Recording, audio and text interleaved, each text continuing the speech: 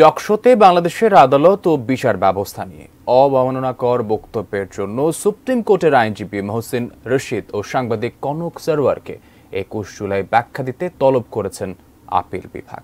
বৃহস্পতিবার বিষয়টি গণমাধ্যমকে নিশ্চিত করেছেন রিটকারী আইনজীবী তাপস কান্তি বল। গত মাসের 21 তারিখে একটা টক শো আয়োজন করে কনক সারওয়ার এবং সেখানে অ্যাডভোকেট মহসিন রশিদ অতিথি হিসেবে উপস্থিত ছিলেন। সেখানে তারা কন্টেম্পশাস এবং স্ক্যান্ডালাস কিছু বক্তব্য দিয়েছেন বাংলাদেশ জুডিশিয়ারির উপরে। সেই কন্টেম্পশাস বক্তব্যগুলোকে আজকে আমাদের বাংলাদেশ সুপ্রিম কোর্টের আপিল বিভাগের ফুল কোর্টের সামনে তুলে ধরার পরে কোর্ট কনক সারওয়ার এবং অ্যাডভোকেট মহসিন রশিদ দুইজনকেই আগামী 21 জুলাই সশরীরে কোর্টে উপস্থিত থাকার জন্য বলেছেন এবং একই সাথে সেই তারিখ পর্যন্ত অ্যাডভোকেট মহসিন রশিদকে বাংলাদেশের কোনো আদালতে তিনি যাতে প্র্যাকটিস করতে না পারেন সেটার উপরে বার দেওয়া হয়েছে। তৃতীয়ত হচ্ছে বিটিআরসিকে নির্দেশনা দেওয়া হয়েছে কনক সারওয়ারের এই টক শোর যে কন্টেন্ট আছে সেটাকে অনলাইন থেকে সরিয়ে ফেলার জন্য।